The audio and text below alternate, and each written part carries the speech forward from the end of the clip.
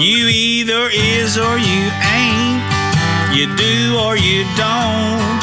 You can or you can't. Or you will or you won't. Either way, baby, a good man, well, he's hard to find. Welcome to the One More for the Good Guys podcast, where good guys gather to shed light on the good life, the people, and the good things that make it that way. I'm Mike McGill with my co-host, Jamie Akins. Now, raise your glass, lend us your ear, and let's have one more for the good guys. You either is or you ain't.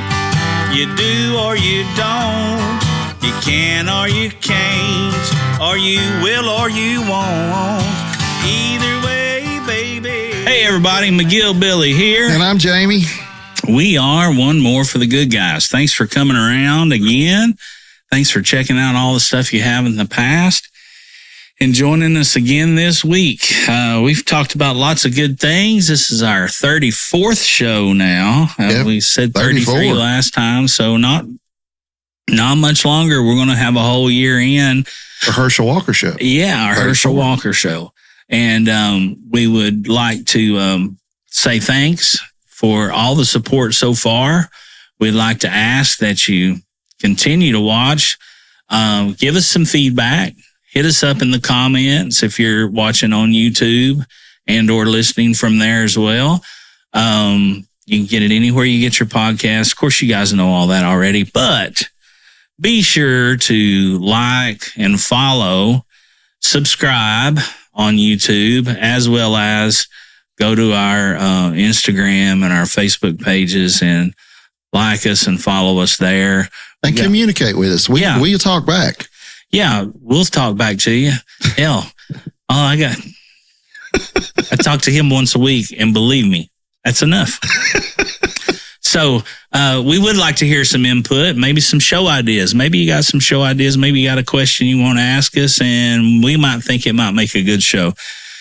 Nonetheless, thanks for all the support, and we hope you continue to do so. We're here really to try to bring you the stuff we like talking about and the stuff that we think makes life good. And what a segue that would be of today's topic. What would your death row meal be? Talking about all the good things in life. If you're going to die tomorrow, the warden said it's over, pal. You've really done it this time. What would you want to have? I can tell you one thing I'd want to have with my meal if they would allow it. And we'll get into all that. But I'd really like to have a nice cigar after my meal. Oh, man. Yeah. Well, it'd probably be, I wouldn't hold my breath on that one. Yeah, probably not. Especially, but maybe you can smoke one while you go, see if the electric chair will light it for you. Well, can't never tell. They'd be talking about that for a long time if you did. Points for creativity, that's for sure. Yeah, I agree. But today, before we get into that topic, we also would like to talk about what we're smoking. We are smoking the Umbagog Bronzeback by Dunbarton Tobacco and Trust. Look at that focus. Steve Saka is the CEO and owner of Dunbarton Tobacco and Trust. He's also the master blender there. Formerly of Drew Estate. Him and Matt, golly, I can't ever think his last name, with Foundation Cigars. It's an Italian last name. Ends in a vowel. Go figure. Golly, what's his name? Anyway, they came up with the blend for the Liga Privada, the number 9s, all the Liga series, and all of them. That they did. I just said that. I don't know if that's really true. I know for Liga, for the number 9 especially. But they both worked for Drew Estate back in the day, and Nick I had it. It's kind of like Danny Aiello, but it's not that. Melillo. Nick Melillo is Foundation Cigars. Okay. Yes, Nick. any rate, they came up with that blend and then branched off and went their separate ways. Of course, Nick started up Foundation Cigars, which has got great brands like the Charter Oak. Oh, I love that one. We never. I've got some of those left. I need to smoke them. Yeah, they make a very affordable stick in the Charter Oak, in the Connecticut, a sun-grown, a Connecticut, a Habano, and a Maduro.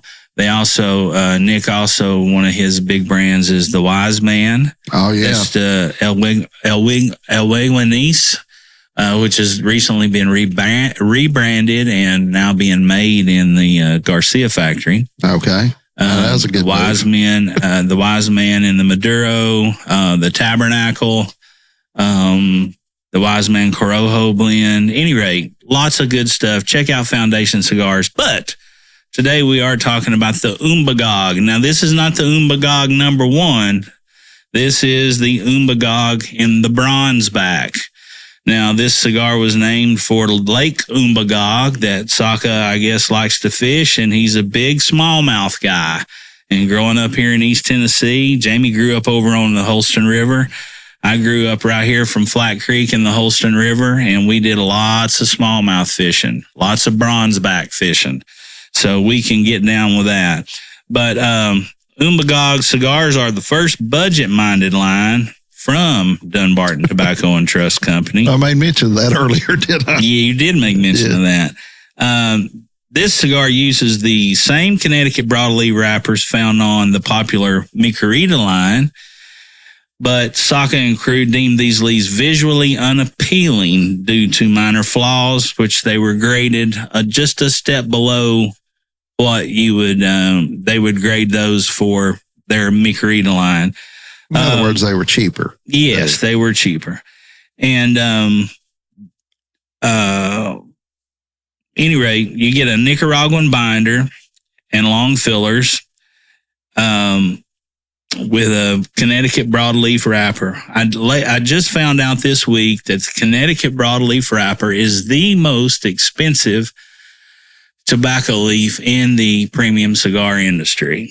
So a lot of these type of wrappers go just for fillers. I wouldn't have thought that either. Or they don't get used. I guess I would. Just one of the reasons I wouldn't have thought it, but it didn't surprise me. Okay. How's that? That's a better way. Yeah, okay. That's probably how I feel. And the reason I wasn't surprised with it is because of all the inclement weather in the Connecticut River Valley over the last few years has really put a hurting on the crops.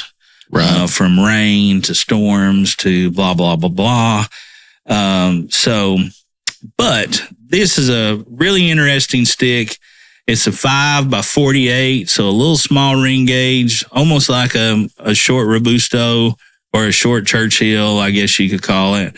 I'm just going to call it a Robusto. Basically. But very interesting. So I had one of these for the first time the other night, and the reason I had one was I was listening to the Cigar Authority, which you should check out, several weeks ago when they had Saka on as a guest, and he was telling about this new line.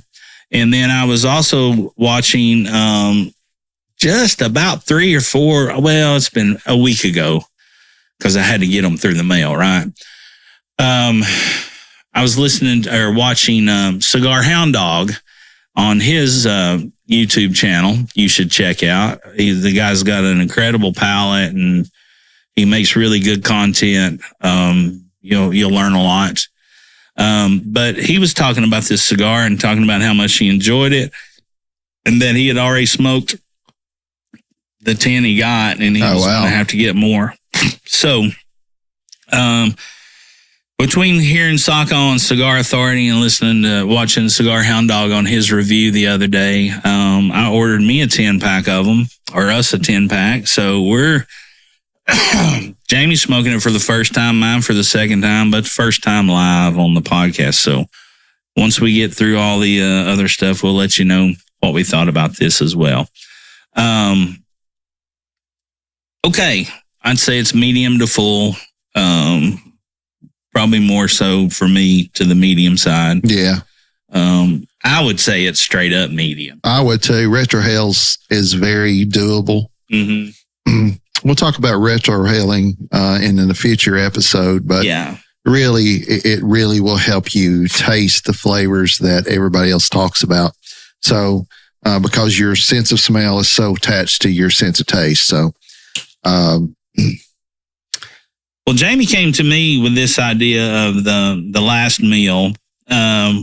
What got you thinking about that? Well, to be honest with you, I was thinking about. You thought, oh shit, we don't have a podcast topic this week. Well, that was secondary thought. The first thought was I may kill one of these drivers, and if I'm on death row, then what will I have to do? What will be my last meal? And then I go off on a mental tangent like that. It's like if I murder this person, what's in it for me? And I thought, well, 17, 18, 21 years down the road after all my appeals go through, and if I lose them, what am I going to eat on that final day? And that's how I got there with it. Well, it's funny you say that because I got to thinking about it, and obviously this is something that's happened for many years in the justice system or the non-justice system, however which way you murderers got to eat too. This was an article from FODMAP Everyday. You go figure. FODMAPeveryday.com. This was an article by D. Wilson from October 3rd of 2023. Have you ever mused about what you would want for your last meal? For those who are facing capital punishment, it isn't merely a game. They're going to think long and hard about what they want because it will actually be their last meal. There have been many articles written about last meals of death row inmates in the United States, including in major newspapers such as the New York Times and Chicago Tribune. A book has also been published about the topic, and artists have created large bodies of work about last meals. Nonetheless, our fascination with this topic has also been the focus of journalists, cultural studies, and psychologists. I didn't know all that. I didn't either. The history of the last meal comes from the tradition of the last meal, has its origins in ancient Greece and later spread to Rome, where gladiators would partake in a final feast before facing their grueling exhibition in the Colosseum. It was a way to celebrate life before inevitably facing a certain death. From this, various traditions have proceeded to the end of life, including the custom of requesting a last meal. With some associate the last meal with the Last Supper in Christian traditions, while others view it as a way to reintroduce humanity into an otherwise inhumane situation. In other words, eating is important. Eating is important. Yeah. Important enough to where Da Vinci painted a painting and called it the Last Supper. For some reason, until you read that, it didn't dawn on me the correlation there that the Last Supper. Me neither. Not at all. And of course, in that case, it was in retrospect the Last Supper, and not, hey, everybody pick, what I'm going to eat here. I'm getting a little apricot in this thing. Have you tasted any of that? A little bit. It's interesting because it changes. Some puffs. We're not leaving this. Just keeping our minds fresh as we go along. But apricot's good. That's a good call. In some instances too, though, it's like you almost think there might be it almost has some aromatics and some taste of pipe tobacco. Yeah, a little bit. Some kind of, I don't know what that. Well, I wouldn't put him past him. He's got a pipe tobacco cigar. I forget what the model there is. It's Stillwell Star. Stillwell Star. Yeah, that's right. I've smoked one here. Yeah. Smells good. Very aromatic. And it was a good smoke. They're very, very expensive, though. Much more than top pipe tobacco. I think it's like a $15 stick or something. Did you know last meals requests are not always fulfilled? Well, I mean, it's not a whole lot of complaints being filed because they're dead. Oh my God! So, I mean, I can imagine, but they're not getting. Was going to go like not getting any bad Google reviews on that one. Right. I didn't get my last. That's the end of it. Yeah. Bring me my pudding. Currently, restrictions often dictate that prisoners select foods already available within the prison system. Wow. Yeah. No That's shit. Pretty That's harsh. a bummer. Or within a predetermined cost limit. Requests for alcohol or tobacco products are typically denied. So there again, okay. Yeah. That's some horse shit right there. Yeah. In cases where a prisoner's request cannot be fulfilled due to prison restrictions, substitutions are made by the officials. For instance, if a prisoner asks for lobster, it would likely be refused as the prison is unlikely to have it available. A request for filet mignon could end up being a hamburger patty by the time the inmate receive their meal. So it's kind of taking the luster off. I like a lobster, and they bring you one crawdad. You know what's crazy about the lobster is that lobster used to be prison food. That was what they, and then it became a delicacy. That's a different episode. Yeah. So all right, so you crustacean of the sea. Crustacean of the sea. Yeah, I don't know how I feel. I think that. Maybe it became a luxury item when all the people died trying to get them.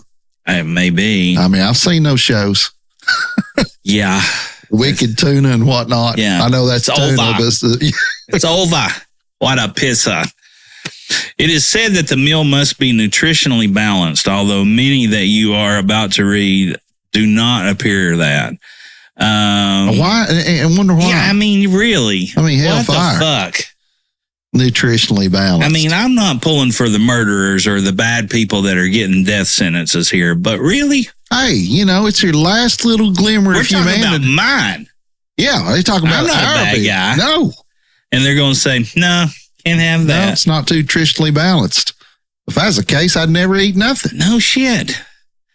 Let's see. So we guess if they are deathly allergic to peanuts and wanted a last meal blowout of a peanut butter and jelly sandwich, that's just not happening. You are also about to see what at times could be quite extravagant meals that were served. Oh, we have a list. And is it by murderer? Yeah. Oh, look, this is great. Yeah, this is great. I will sit back and I'll be an audience member. The meal to end all the meals. Lawrence Russell Brewer was convicted of murder and scheduled for lethal injection by the state of Texas. His last meal request was elaborate and was granted. Wow. When it arrived, he refused to eat. As a result, as of 2011, Texas no longer grants last meal requests. So he made them get all this stuff and then told them to go piss off. So one apple spoiled the bunch. Yeah. Now one murderer. Now the express lane of death row, you can't even get a last meal request. That's a crock of shit, Texas. His menu was 2 chicken fried steaks, smothered in gravy with sliced onions. All right. Now leave them fucking onions off. Oh, I love onions. They should have killed you and not let you eat, you stinky bastard. 1 triple meat bacon cheeseburger with fixings on the side, 1 cheese omelet with ground beef, tomatoes, onions, bell peppers, and jalapenos. Ground beef in your omelet. That's new. 1 large bowl of fried okra, 1 pound of barbecue with half a loaf of white bread. Oh, man, that sounds... 3 fajitas with fixings, 1 Pizza Hut meat lovers pizza, 3 root beers. I hope it was a pan, not thin and crispy. 1 pint of Bluebell vanilla ice cream. Oh, good call. Good call. 1 slab of peanut butter fudge with crushed peanuts.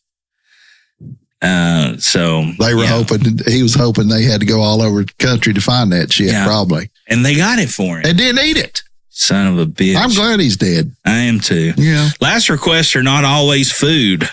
While we want to get to what the food has been requested, we also want to point out that food is not always the last request. There have been many last requests for Holy Communion. Jonathan Wayne Nobles, executed in 1998, and justice, equality, and world peace was requested by Odell Barnes before his execution in 2000. He didn't get it. Probably not. Exactly.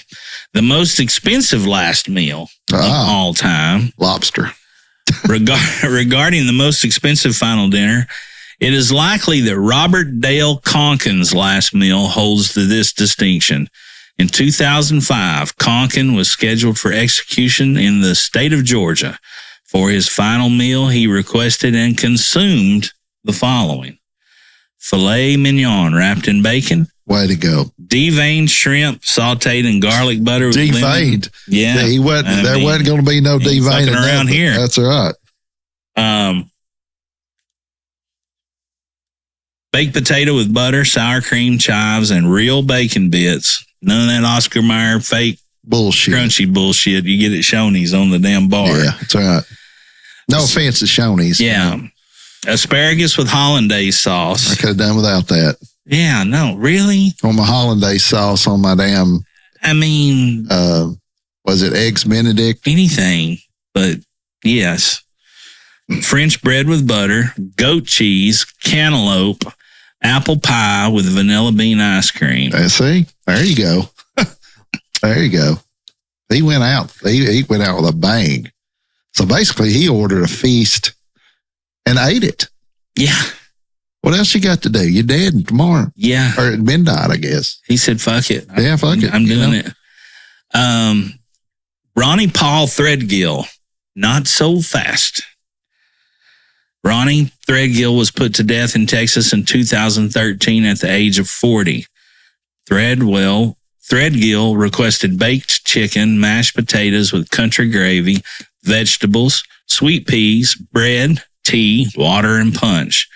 However... Red, I hope. Hope it's red punch. However, especially, I mean, with chicken, come on. However, since Texas abolished last meal choices in 2011, Threadgill was given the same meal as everyone else in the unit. So, not so fast, Ronnie Threadgill.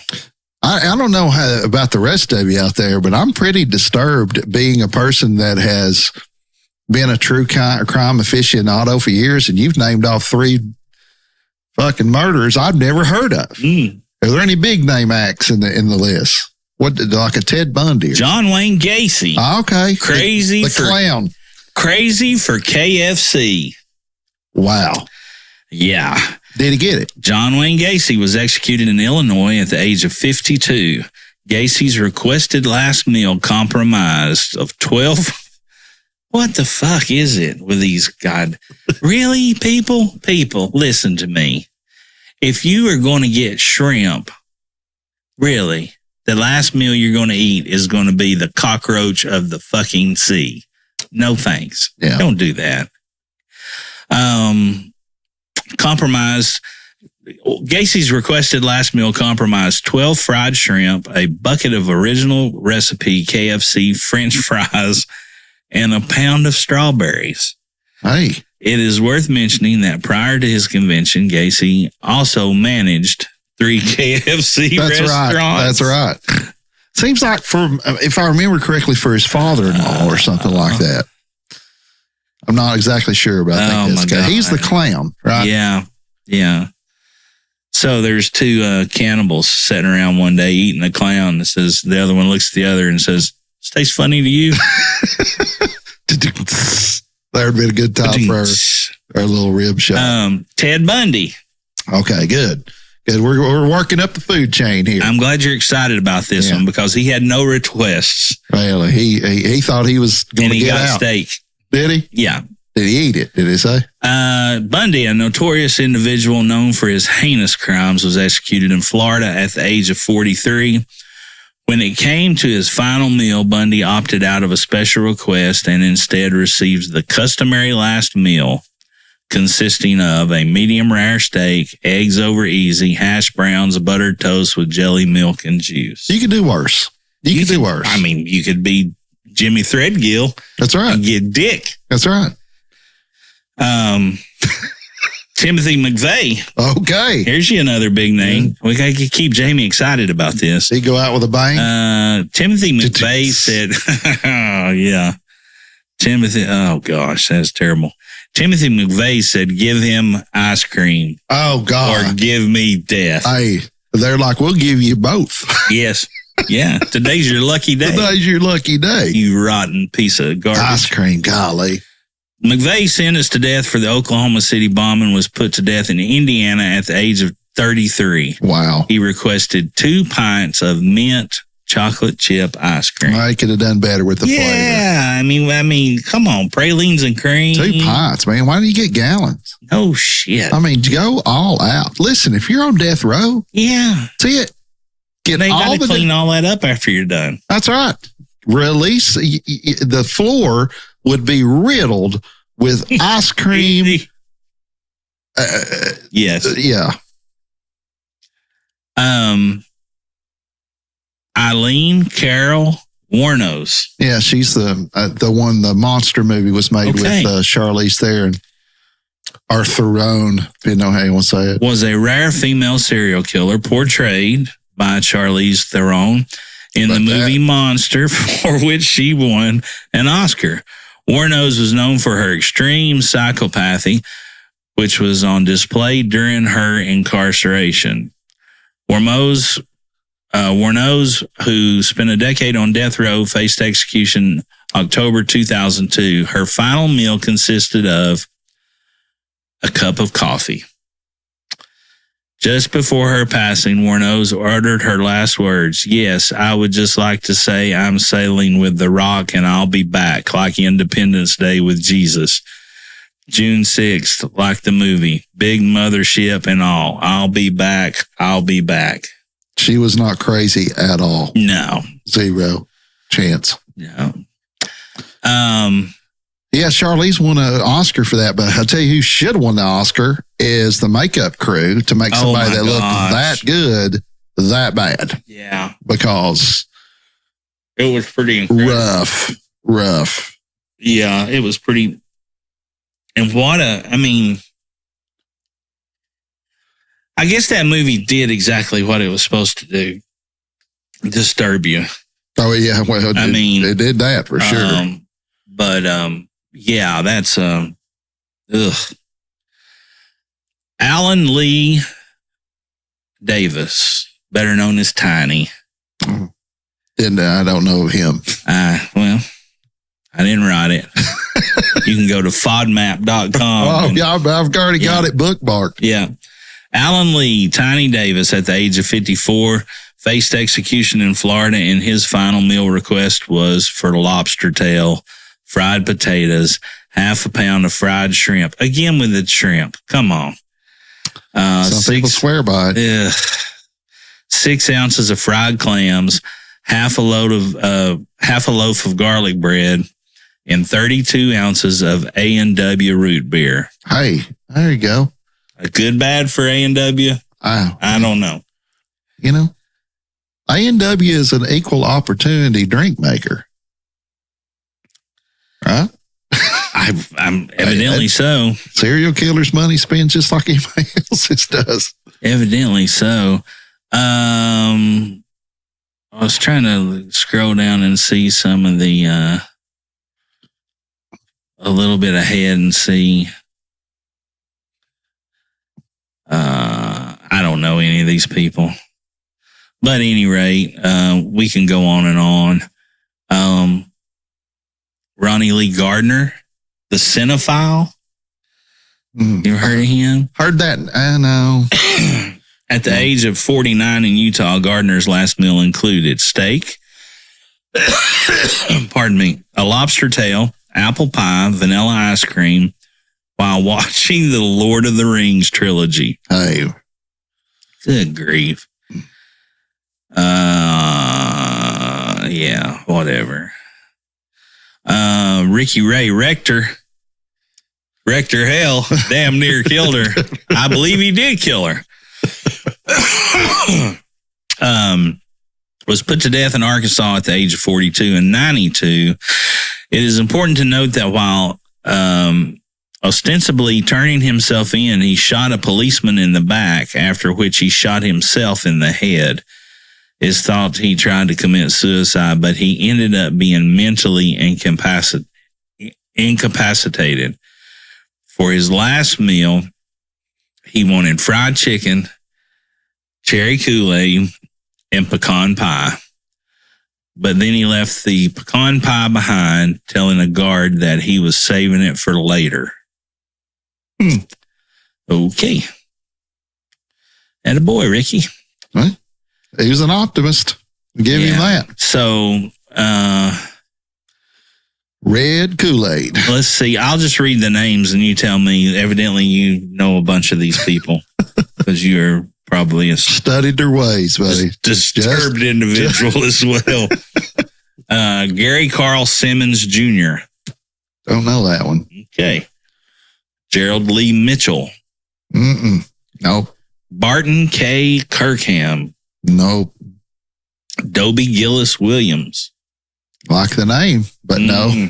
Sugar Rush was executed. He was executed in 1999. That was the quote. Some of us crave salt, others want sugar. Williams was the latter. He said he wanted a sugar rush and requested a half gallon of ice cream and 12 chocolate bars. Like it. That'll do it.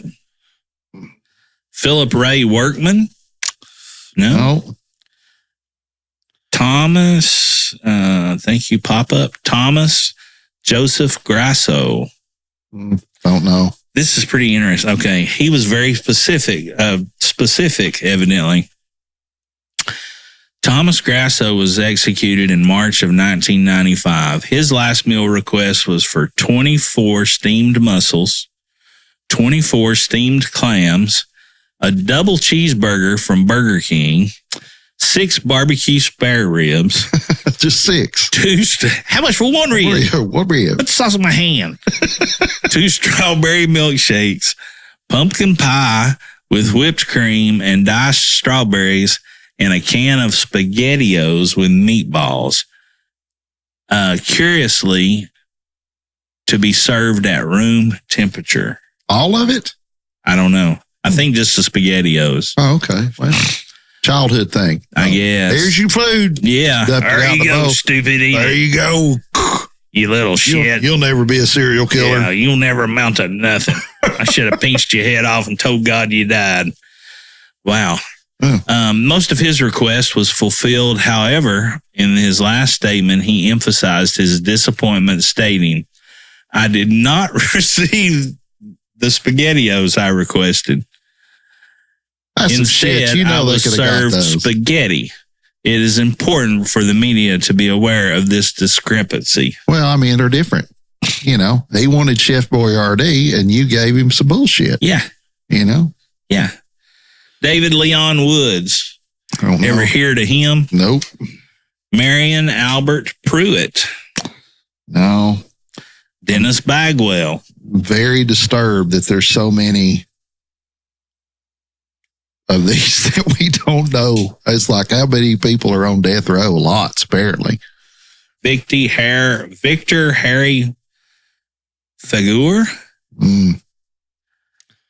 Somebody did some research on these, though. Yeah. Any rate, that he was the last one, and it says,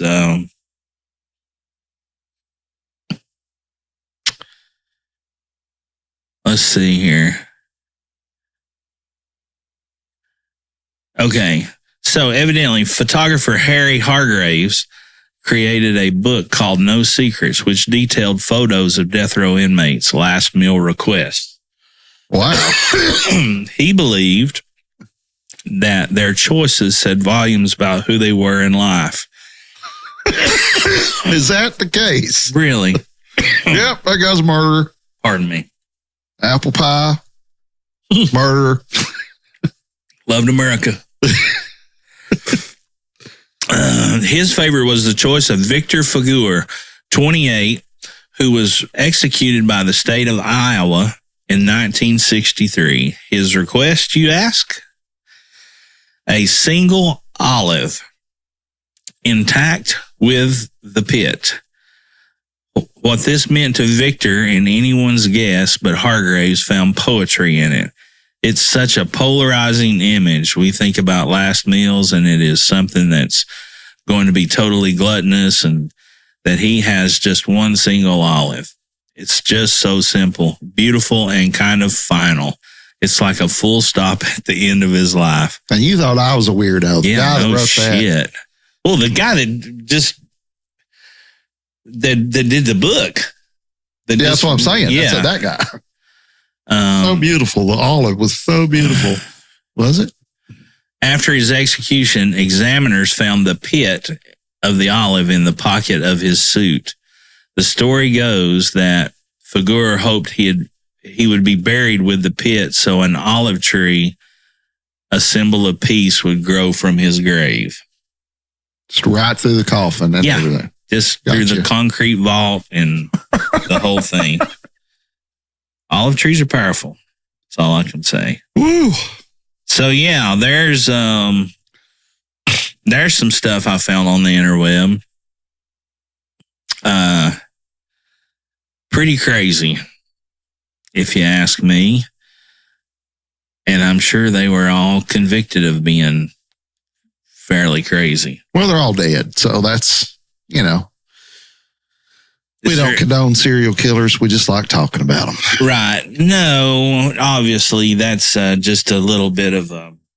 And I assume they were serial killers. I'm sure there was a rapist or two and maybe a bank robber. You'll have to bleep that, by the way. Yeah. They've killed people for bank robbery as a capital offense. Mm. Yeah. I mean,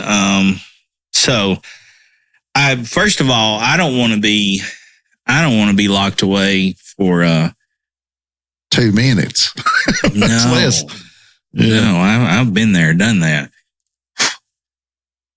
And that is another episode. Because when you hear about it, you'll be like, what? Really? Yeah. I don't want to be locked up for anything, much less something that you're going to have a last meal or that you get the request of having the last meal. I know what would be considered as favorites, or, if I could eat without any kind of remorse as far as repercussions. Yeah. I mean, told you that'd be one of my genie wishes. 3 wishes. First one, eat anything or drink anything I want with no negative outcome. Wow. That wish number 1. That'd be pretty good. Oh man, just golly, can you imagine? Just anyway, so well, that's a whole nother. Yeah, that's another. That's a whole nother list too. What are your 3 topics? 3 wishes? Hold on, that's number 1 for sure. I don't know. Yeah, I've got nothing else. That was my contribution. I found all that stuff and come up with that. So, but it didn't take me long to come up with a list of what I'd like to have before they put me in the chair, and that's how I want to go. I don't want no lethal injection. No, I want the chair. I want to be like that. If it's going to have to happen that way, then I want it to be like that Tom T. Hall song. Turn it on, turn it on, turn it on. If you haven't, do some homework. Go find that one. You'll like it. I kind of feel I probably need to have a psych eval, though, because some of mine line up with some of these people. It's like, oh, man. Well, I mean, good food's good food, right? No matter. Yeah. And, it's, there's obviously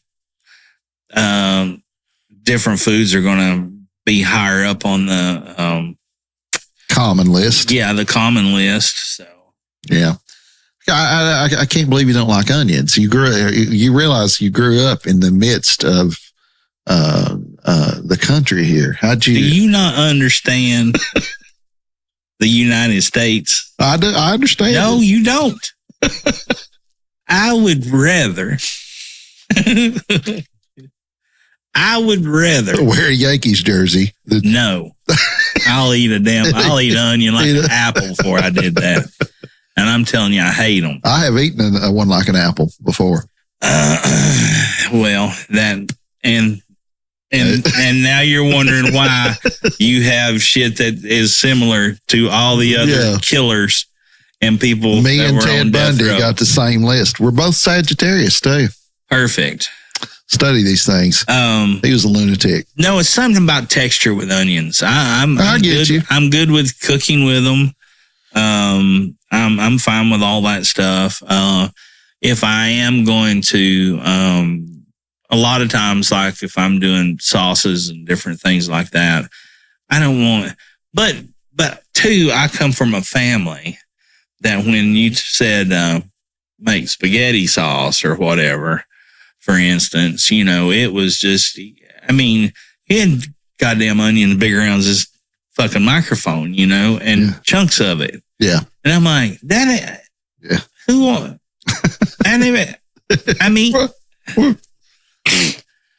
But then once I started working for, on one of my first job in the food business and for a real Italian fella, I seen.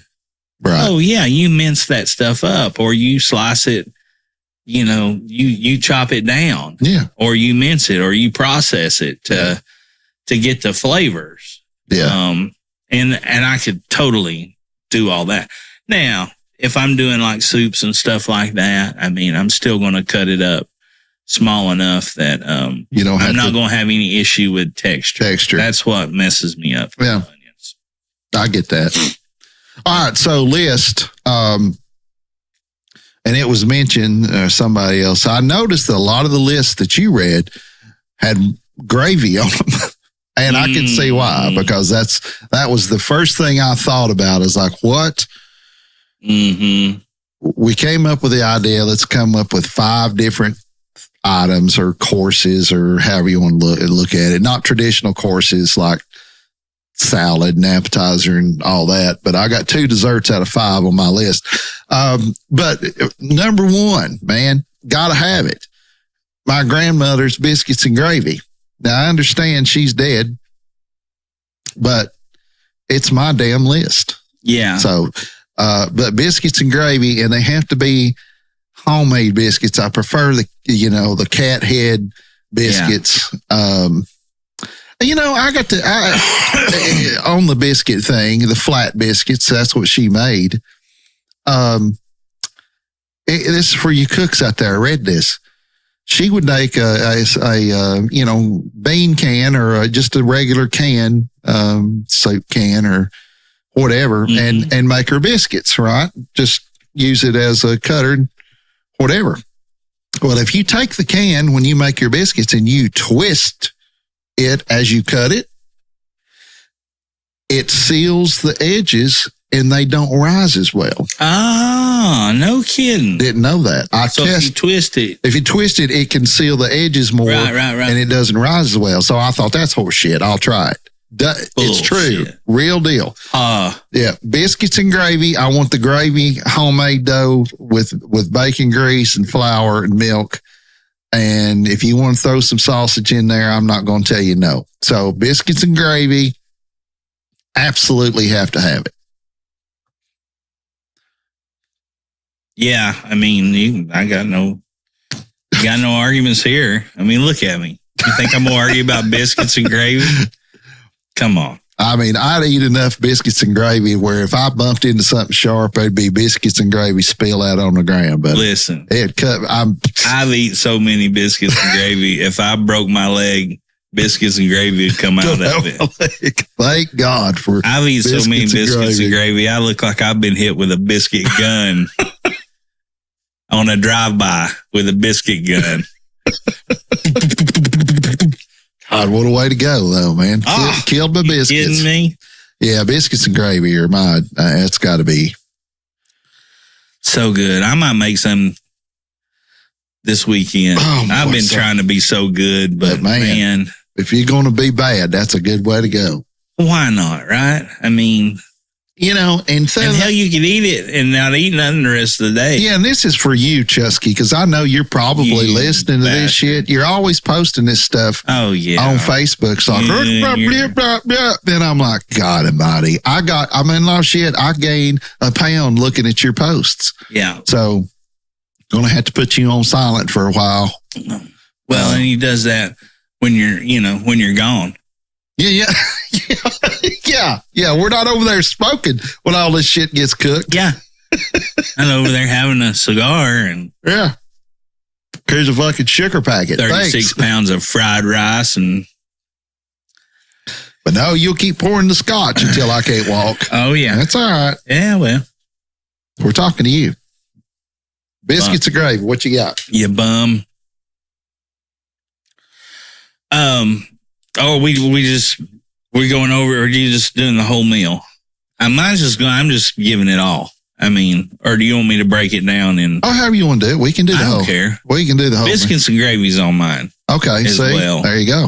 So I got that in common with several of those guys on the list. I'm a psychopath. Hey, you know what? If eating biscuits and gravy makes me a psychopath, put me on death row, buddy.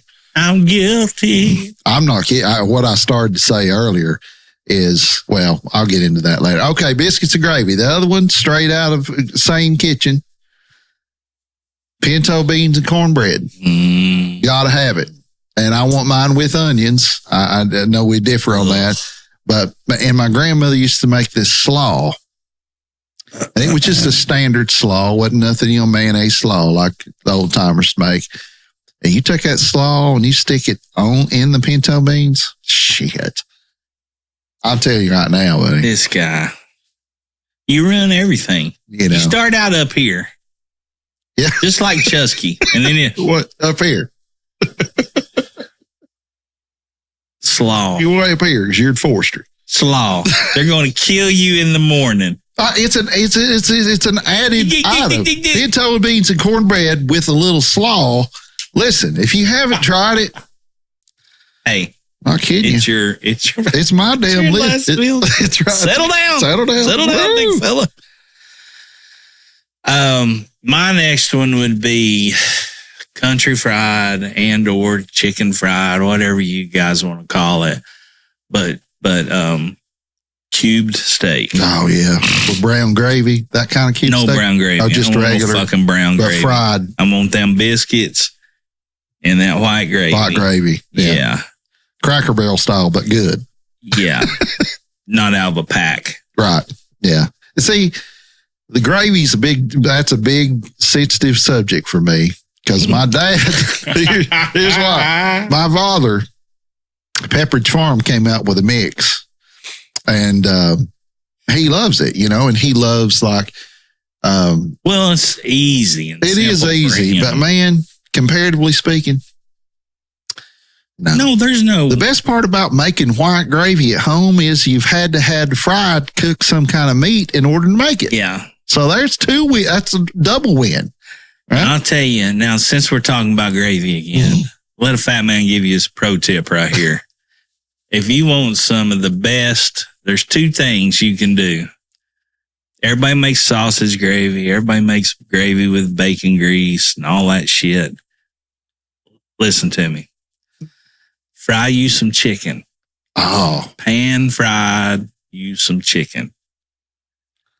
And you make you some gravy with that chicken grease. I've never tried that. God almighty. Oh, Lord. I'm telling you what, you'll run in there and smack your mama right across the mouth and say, don't you look at me. And I love my mama dearly, more than anything. And the other is get you some bone-in pork chops. Fry them pork chops up and make you some pork chop gravy. Oh, man. God damn. Watch your mouth, you mother. Jump back, kick yourself. Oh, Lordy. Yeah. Ooh. Anyway, pinto beans and cornbread. That was my... And I've done none of that sweet cornbread shit. No. None of this jiffy No, whatever the hell. That ain't even cornbread. One time somebody came to their house and for Christmas and everybody's going to make something. They said, so-and-so's going to make cornbread. And I said, are you sure? Okay, because I can make the hell out of some cornbread now. I know you can too. Yeah, and Chusky's cornbread game is strong.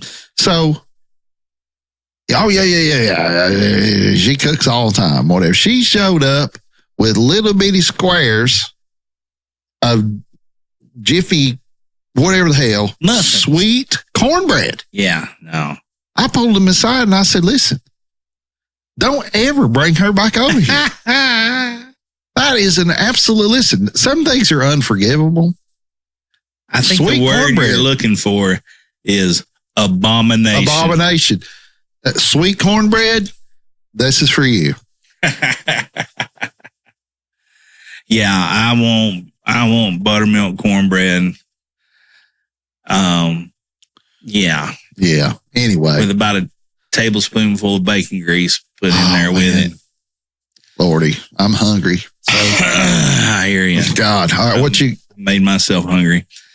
So the biscuits and gravy, the country fried or chicken fried steak. I think country fried steak classically is with the brown gravy. If you say chicken fried, I think that's when you get the white gravy. Okay. Like if you're ordering it. Yeah, okay, yeah. I think that's right. Any of our Texas friends can let us know about chicken fried. They're big on that. And killing people on death row. Right, so, yeah. Hey. And not feeding them. That's right. Because that one bastard after 2011. So don't go to Texas and expect any treatment. Lone Star. My next one to go, mine would be all one. The meal that I'm talking about is the meal that I looked up from the table at my mama's table one day and said, this is my favorite thing ever. Yeah. And I could eat it. I could eat it every day of the week. You know, if, I could go eat it right now and you could throw the dirt in on me and I'd die happy. Gotcha. I mean, that's what we're talking about. So the next thing with that would be,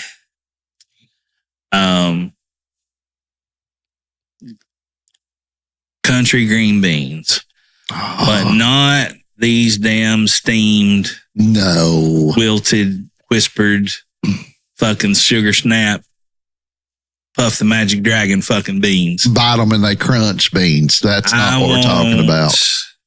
And if I got to take white half runners, that'll be fine.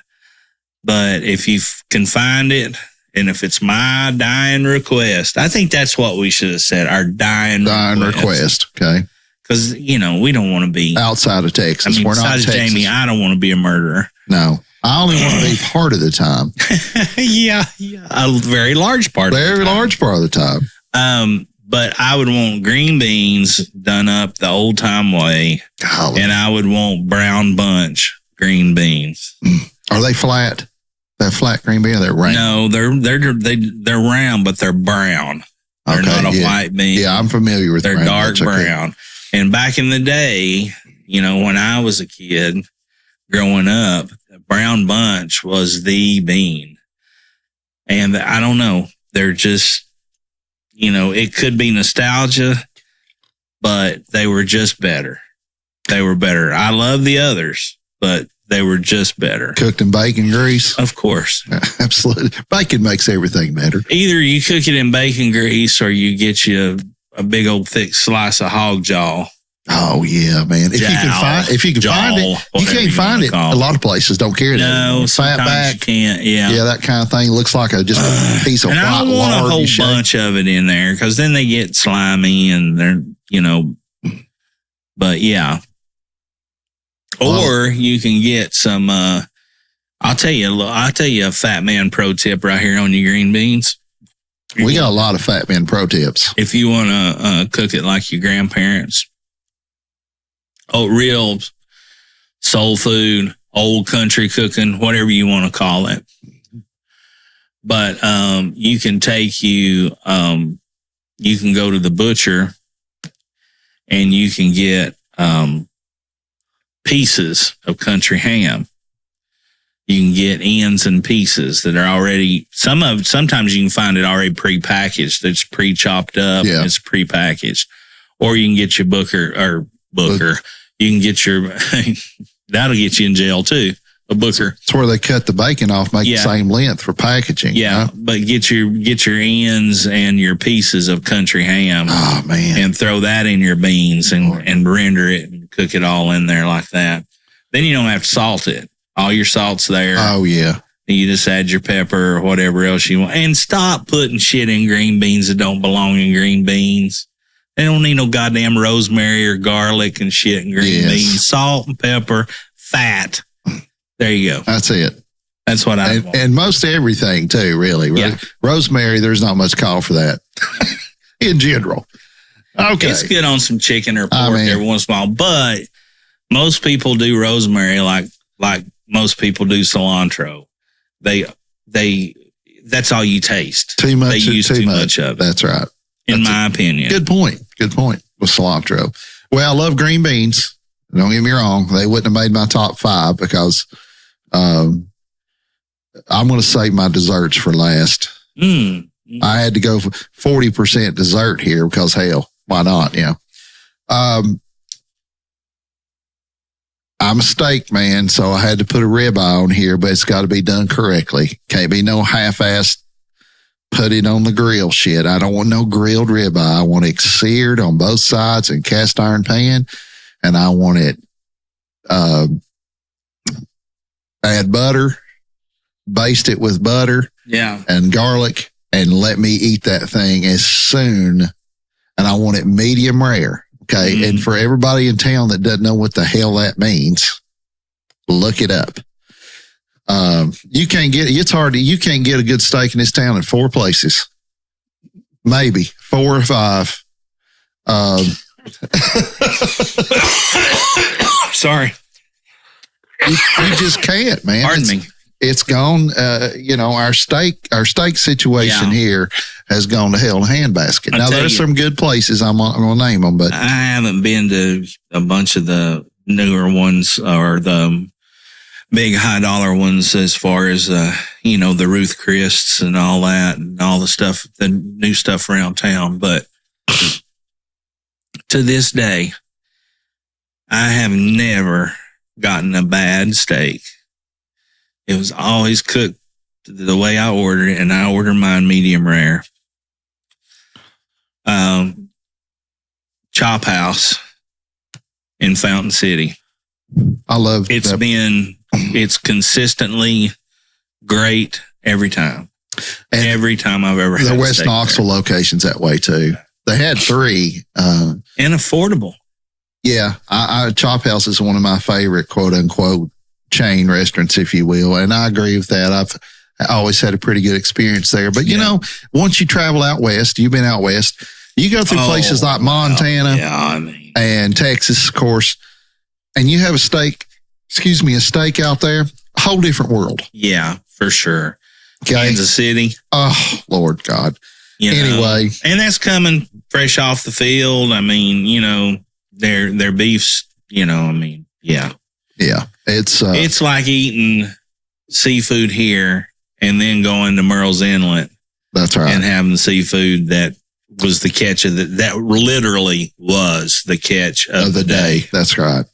That's a good example. So steaks, there's a big range of quality. One of my favorite things to do when I go to the beach on vacation. Eat seafood? Yeah. Yeah. But I always love to go to the docks and see at the half day marks or at the end of the day and see what the fishermen bring in. Just always fun to me. I'm not a huge seafood fan, but when I'm on the coast or something like that, yes. Yeah. That's the place to get it, obviously. No shrimp. If I eat shrimp, I want it fried, which kind of. I want some grouper. I want some triggerfish. I want some flounder. Now, I'm a big fish and chips fan. Yeah. Grouper or flounder, I guess that might be. But ribeye back on the steak. Okay, first of all. Yeah, hijacked your meal. Yeah. You're dying. A lot of people put filet mignon on there. Listen, filet mignon is not a steak. Okay? It's if you say steak is filet mignon in Texas, you get shot at. That's not. It's not. Okay? It's a big 76er. Here people like, I want prime rib. Well, prime rib ain't steak either. Yeah. Okay? I'm talking about the steak cuts, the ribeyes, the T-bones, whatever. Good sirloin for breakfast steak. Oh, God, man. I tell you what. Eggs and toast. We're talking about going good places. I know this is a chain restaurant too, but when I go to Texas Roadhouse, I get sirloin there a lot. Yeah. Which, comes across as, oh, that's not a very good cut of meat. Listen, their sirloin there is very good. Anyway, steak, I could eat it at every meal. The steak and eggs thing that somebody said was the standard meal. That wouldn't be terrible. They got a good steak and eggs at unless it looked like a hamburger patty in prison. That place over there. And listen, you ain't getting Kool-Aid. You're getting fake Kool-Aid. Oh, yeah. You're getting Flavor-Aid. Yeah. You mentioned chicken, the same. Fried chicken and red Kool-Aid at Chandler's. Man, I miss Chandler's. Golly. He had red Kool-Aid on the fountain over there. And their fried chicken and their macaroni and cheese. Good God. Hell yeah. Fried okra. Anyway. Gus is good. Yeah. Jackie's Dream. I haven't ate there in a long, long time. At one time, it was very, very good. But I'd say for who I know now that's around, if you got any good fried chicken spots, let us know. But none of that bullshit, foo-foo, bubbleberry, right? Fried chicken. I really like Gus's, but I do too. Yeah, I do too. Where the Gus's is the one I always go to is the one down there on Middlebrook. Oh yeah. It's pretty close by, not too far. All right, so steak, that's mine, man. All right. I mean, specifically ribeye. Okay, so I had biscuits, gravy, country fried steak, green beans. You had ribeye, biscuits and gravy, pinto beans and cornbread. All right, so 4 and 5, right? Or next, right, or whatever. Sure, yeah. The next thing for me would be with that, and this is very meal specific from a meal I had as a child, that I had this eureka moment of saying, this is the best thing I've ever ate in my life. It still is. Yes. You were a kid, that's great. Would have to be carrots. Which is I'm surprised at that. I wouldn't have put carrots. Well, the way you do them, and we can crack on Cracker Barrel all we want to, but they're I don't even know. I don't think they call them steamed carrots because they're not steamed. But like a candied carrot, yes. Sweet. Yeah. You get your little baby carrots, wash them, clean them, put them in the pot. And you use butter, you use some Worcestershire, use honey, and you just cook them until they get the right consistency. No crunch. God damn it. No crunchy stuff. All right, yeah. And I like raw carrots as well. I mean, I do too. I'm a carrot fan. In this way, I don't want them mushy like a yam or something, or like a sweet potato, but just a little fork resistance. Just a little resistance. But yeah, and hey, don't get me wrong, I like Cracker Barrel. Fine, I know that Cracker Barrel. Cracker Barrel's got the best pancakes. I'm telling you. Yeah. Hey, Fat Man Pro tip number 2 or number 3. If you want to make some really, really good pancakes at home with a box mix,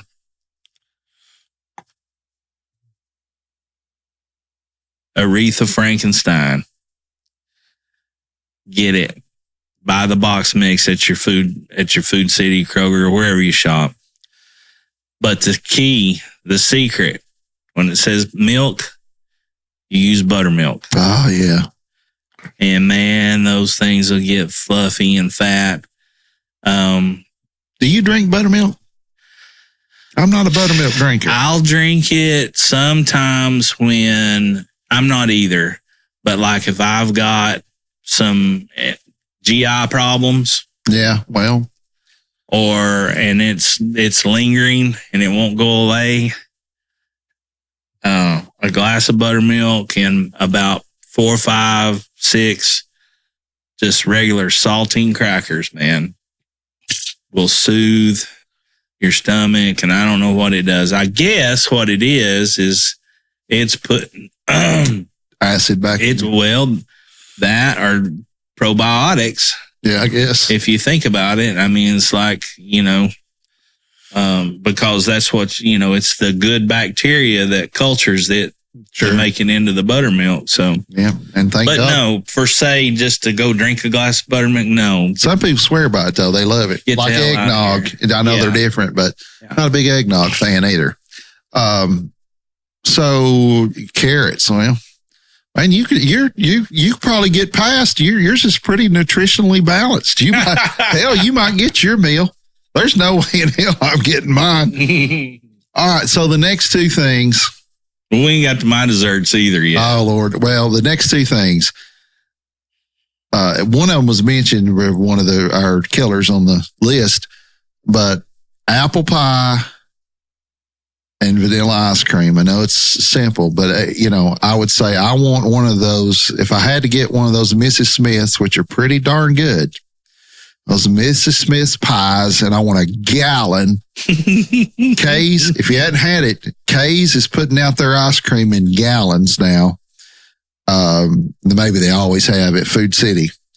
I would take that gallon, hold the whole, it's a round one, okay, and I'd spoon half of it out. And then I'd stick the pie in the gallon of ice cream. Then I'd take that other ice cream and put it on top and eat every damn bite of it. I could do that right now, like right now. Oh, shit. I mean, there's nothing better than apple pie with vanilla ice cream. And some of our fellow killers agreed.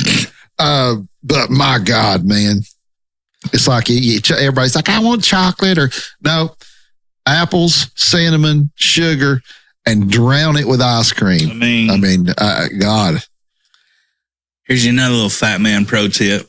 If you want to soup some things up.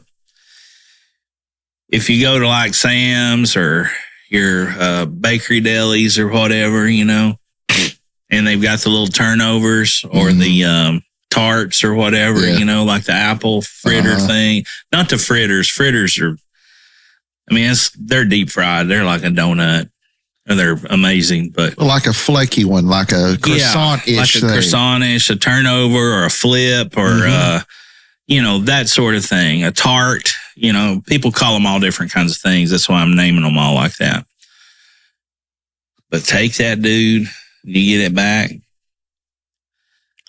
And listen, if you're one of those people, I'm going to say this, and I mean it from the bottom of my heart. If you're one of those people that don't leave at least one stick of butter out at room temperature, and I ask for some butter, and you bring me some hard-ass piece of cold fucking butter out of the refrigerator, I'll get up and beat you to death.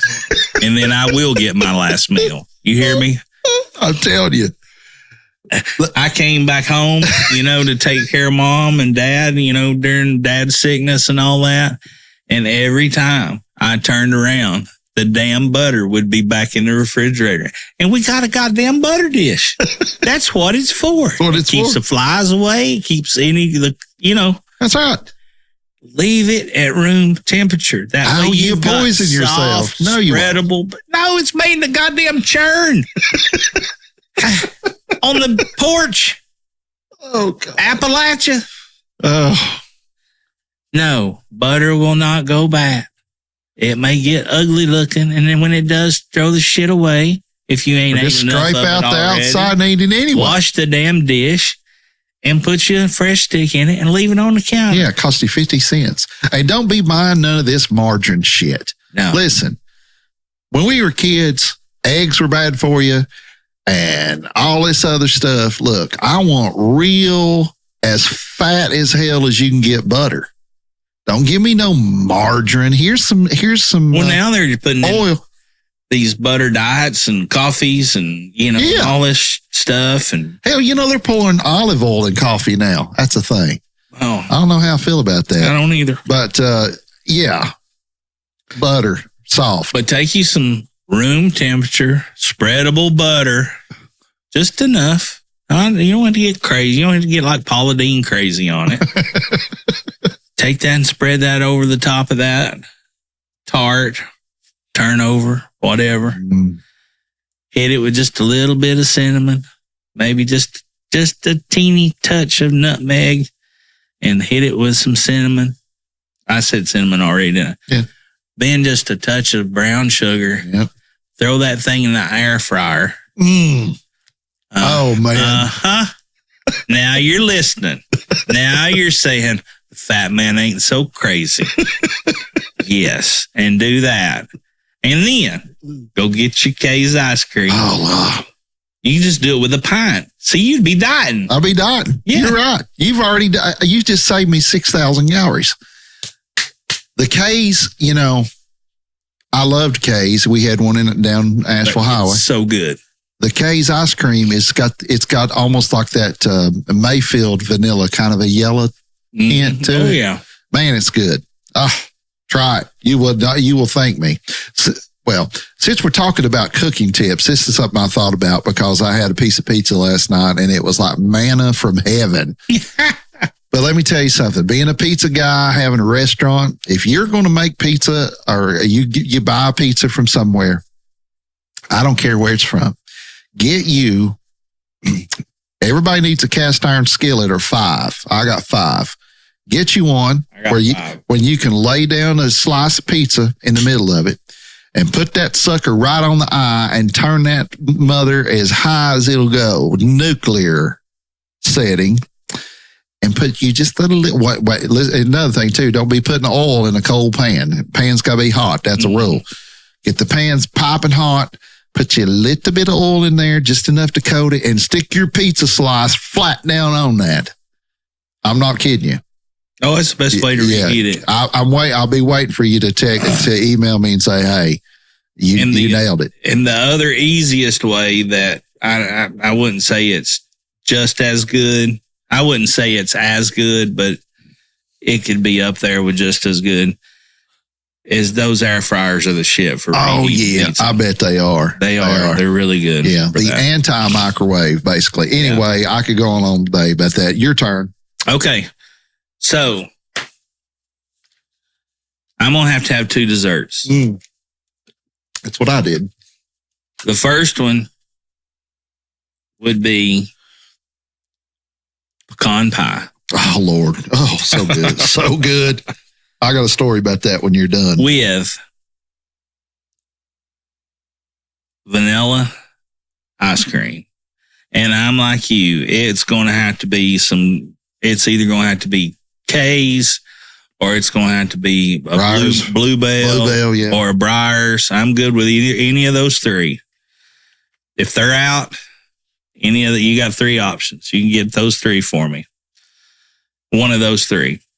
But yeah, that's one of my favorite desserts of all time. And I'll tell you a funny one. We got time. So you pecan pie with ice cream? Yeah. Oh Lord, how decadent! Yeah, hot pecan pie with just, and I can get away with just a scoop if that's all. You know what I'm saying? Yeah. I'll tell you the craziest shit of all time. I didn't even try pecan pie until I was in my 30s. I know. Well, it's not appealing looking. It looks burnt, and it looks like yeah. But man, That was a big 30 years of mistakes right there. That summer, Jamie gained 73 pounds. Jesus. I mean, that's really, this side right here is pecan that pie. Summer, Andy Dufresne ate pecan pie every night. This over here is Crystals. It's, oh, God. You know what, Crystals? Oh, fuck. I'd rather go down under the bridge and lick a dirty bum's asshole and eat one of those fucking Crystals. Oh, listen, God. When you're playing music till 3 o'clock, I don't there's two places open, Waffle House and Crystal. And man, so bring the extra $3 and go to the Waffle House and talk to Shirley. Get you a cup of coffee, sober up, and get home. Yeah, well that I can't do the Crystals. Oh man, I love them. So a funny one about the pecan pie, real quick. So my mom obviously is a pretty good cook, right? I was attending a church over on Tazewell Pike, and I was telling the pastor there at said church that my mom and dad were coming. We were having an old-fashioned homecoming day. I said, yeah, my mom and dad's coming over. I'm going to sing a special today. I said, you got to get some of mom's pecan pie. Oh, yeah, I love it. Okay, that sounds great. And I mean, I talked it up. She showed up. Now, listen to this. Tell me if I ain't a good son. It's going to take a second. Compose yourself. She showed up. Talk amongst yourselves. She showed up. She showed up with that pecan pie. And as soon as I opened, I knew beyond the shadow of a doubt, if my name was Jack Brown, that was the damnedest store-bought pecan pie I had ever seen in my entire freaking life. Oh. And here I have been talking up the pecan pie at the homecoming at the Baptist church. My name was Mud. It may be held against me when I get to the Golden Gates. You remember that time you deceived the whole congregation? Yeah. What was said to Mama? Were you like, oh, I threw her under the bus. I talked about her. I mean, I said, I can't believe you would bring that abomination of a pie, that fake, that counterfeit pie up here. Oh my God. And besmirch my good name in front of our brethren that is gathered here today to have homecoming. Well, I did. I turned on her like you'd opened up a bag of rattlesnakes. And she just turned red, was so embarrassed. And I poured it on thicker and heavier as I went. Yeah. So she brought the sweet cornbread, basically. Yeah, yeah. You know, it was probably good. It was fine, but it was not hers. What was expected or promised. Okay, so that's a combination dessert. You're two together, or is that just your two? No. Go ahead. Combination dessert. I got one more. Okay. All right. So here's mine. I got the creme de la creme, the best for last. Okay. Coup de grace. Okay. So piece à la de restaurant. See, I think I said that right. So my grandmother, my mama's side, been dead a long time, died in 1990. So she would make this bundt cake that was, you know what a bundt cake is, got a hole in it. Very dark brown. I don't know why that struck me so funny. Dark brown on the outside. Got a hole in your cake. Oh, shit. Anyway, Jewish apple cake. All right. Okay. Now, focus. I was told this was a Jewish apple cake, and she'd make it not often enough, but, you know, every now and then. Of course, she's gone now, and Jewish apple cake is a dense cake made with apples, which originated in Poland, but is now sold mostly in the U.S. I'm trying to find a picture of it so you can see it. Okay. There you go. Hope it don't go like Chopin. This Chopin. See, gold crusted. It's got these chunks of apples in it. Listen, I'm telling you right now, if you said, Jamie, I will get you with your magical powers, the same, and said, Jamie, I can get you one of your granny's Jewish apple cakes, but you're going to have to murder somebody. Oh, no. But you're going to get away with it. He's a psycho. You're going to get away with it. Oh. I mean, look, who I got to kill? I'm killing somebody's ass for that cake. I'm not kidding you. This may be what gets me put on death row, but I'm telling you, it's that good. You'll have your cake and you can eat it too. That's exactly right. Jamie, you got to kill. I don't care who it is. Yeah. Listen, if you're the one they get me to kill to get the Jewish apple cake, just realize that you died for a good cause. Because listen, your service was appreciated. Your service was appreciated. I can take that thing. I'm not kidding you. It's crusty on the outside, but it's soft and gooey on the inside. And I could cut it in half. I'm not kidding you. And probably roll it up in a big ball and just shove it in my mouth and chew it or choke. Chew or choke. That's your options. I'm not kidding you. It's the best thing ever. It's unreal. I'll make you one. Yeah, I'm ready. My God. It's just, and I'm chewing, by the way. Yeah. I mean, you know.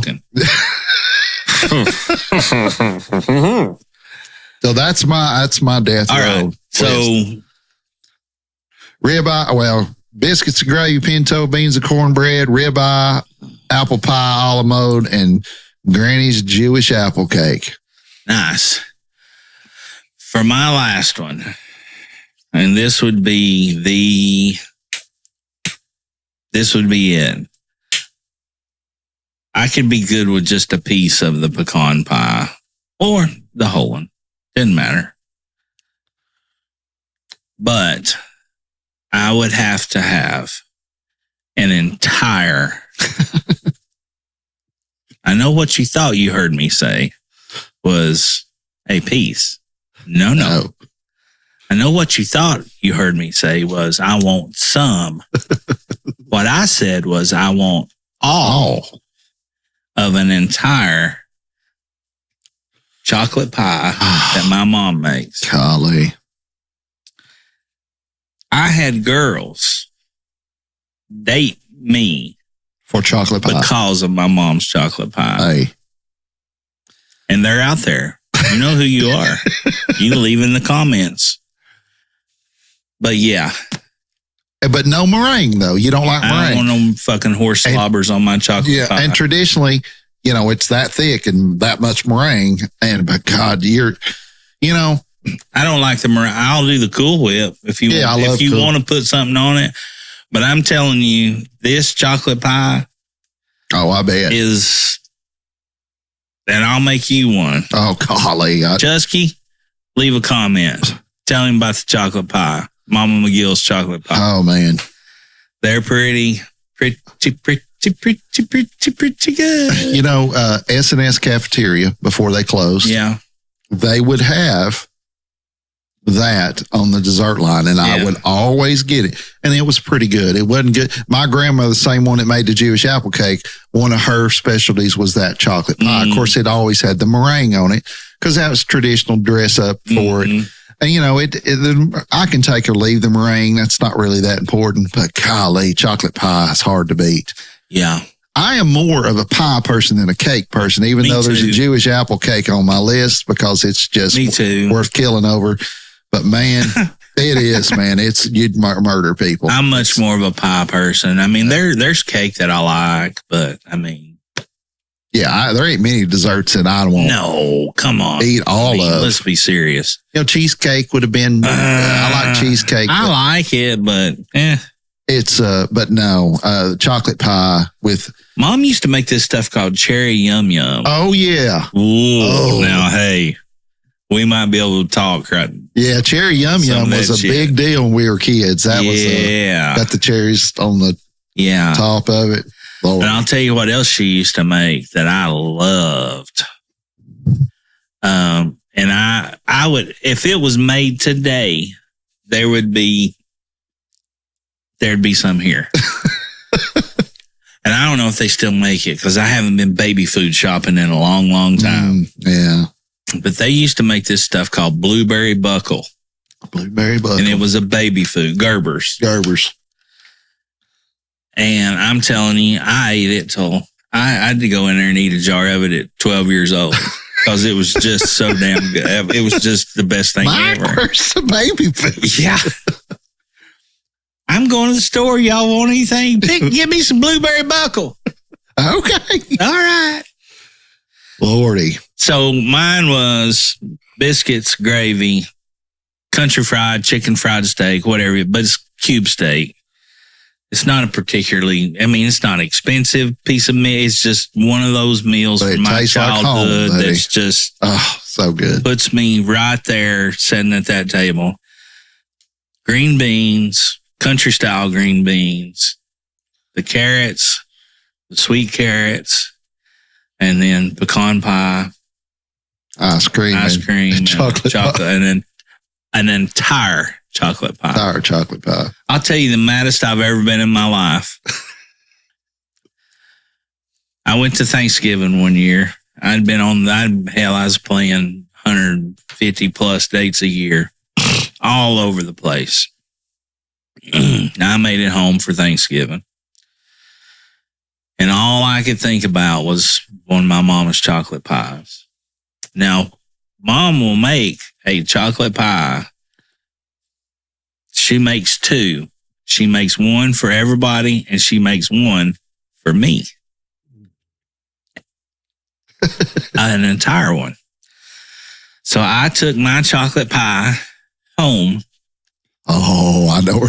I took it, and I didn't even cut it because I was blowed up and so full on Thanksgiving that I couldn't. My damn eyes was about swelled shut. Right? And you done had a piece at the house. Yeah.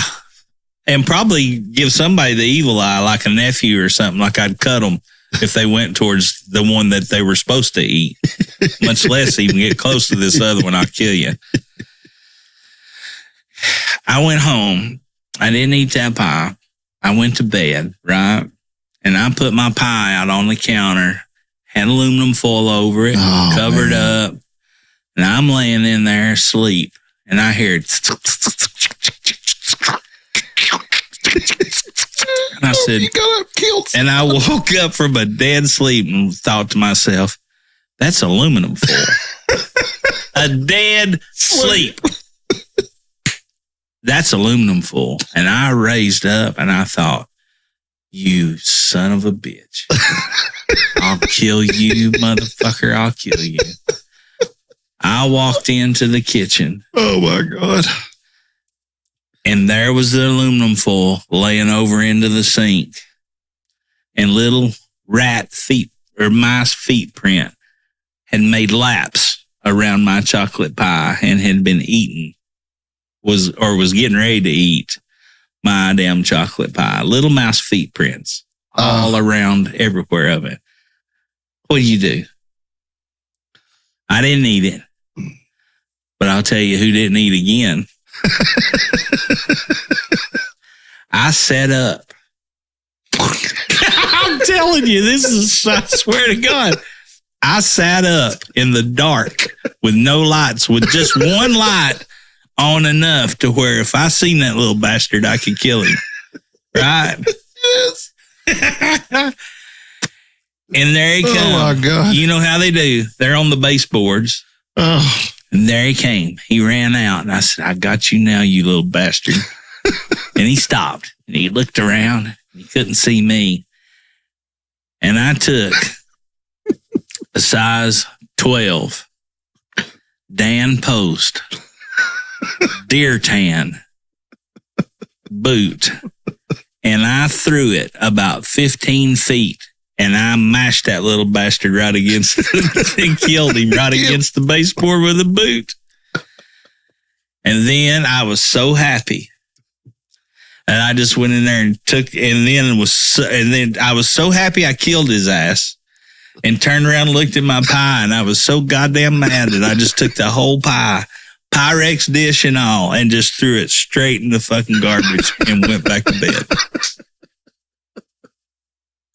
Ruined my Thanksgiving. And you know what? That night, Thanksgiving night, because you're full and you're happy, and tomorrow you don't have to work or whatever. Yeah. And you couldn't be more relaxed. And you got in bed and you heard. And immediately, it's a lunatic. Oh, God. I know what's happening here. Oh, Lord. So that was our last hurrah, our last meal. Yeah, we're dead now. Yeah. Yeah, I would be so full that they would be cleaning up post last meal excrement from the from the electric chair room floor. I'm going to make it count. God damn. For sure. Well, what'd you think about the Umbagog bronze pack? Well, I like it. And I like it better than some of their other offerings too. Mm-hmm. It's got, that apricot, my apricot went away. Yeah, mine did too. And I got into some, it's an interesting flavor. It's almost like I don't know. It's got some chocolate in it a little, and it's got a little bit of. It's got just a little bit of all kinds of stuff. It does. Like. It's just a touch of this, the apricot. Then it's like the suicide of cigars. Then there's a touch of leather. And then there's a touch of, no pepper really to speak of. No, not even on the retro hell really. A little bit of cocoa, a little bit of this, got a little bit of. I always want to say rum raisin because that's kind of a flavor that I get on some things back in the back. But I really enjoyed it. But nothing really over pronounced. Or, No. Yeah. I think that would be it's kind of the way I felt about it too. Yeah. Draws great. Construction was flawless. Yeah. Burns great. Big white ash. So, they're using good tobacco when it's like that. Combustion line's not, is minute. So, at any rate, I recommend that smoke. Yeah, that's a good one. You get a chance to get out there and get you a 10-pack of those. I think they're only sold in 10 packs. It's the Umbagog Bronzeback by Dunbarton Tobacco and Trust. Hey, your meal, my meal. I'm good with both of them. I could easily eat your meal just the same. Yeah. So, yeah, man, I wish there had been 100 things because I could have put a bunch of shit on there. But yeah, we may do one that's Fat Boy Pro Tip. Fat Boy Pro Tips. Yeah, that'd be a good little episode to do. Hey, folks, if you've enjoyed today's show, give it a like. Subscribe to our channel if you haven't. Share with your other friends.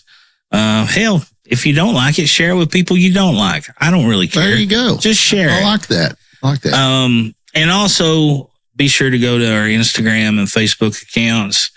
You'll catch up on all of our live music dates. We play the second Friday of every month at Boyd's Jig and Reel downtown in Knoxville, Tennessee. And then I play every last Friday of the month solo at Trailhead Beer Market, who's one of our sponsors and one of our favorite places to go to. And it's just a great venue, even for families.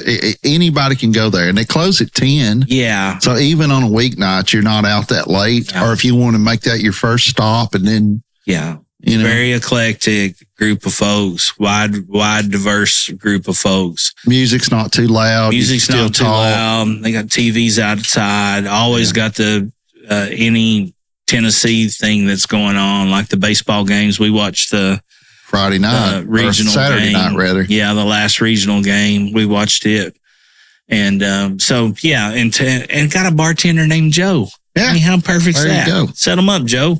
Right. So be sure to stop by there, as well as some of our other sponsors, Campbell's Music Room Guitars and the the Chop Shop. Chop Shop. Tell them the good guys sent you. Jamie, you want to do another one? Oh, yeah, man. I can't wait to do another last meal. Sounds like it. Cheers, everybody. Cheers, everybody. There's one more for the good guys. You either is or you ain't. You do or you don't. You can or you can't. Or you will or you won't. Either way, baby, a good man, well, he's hard to find.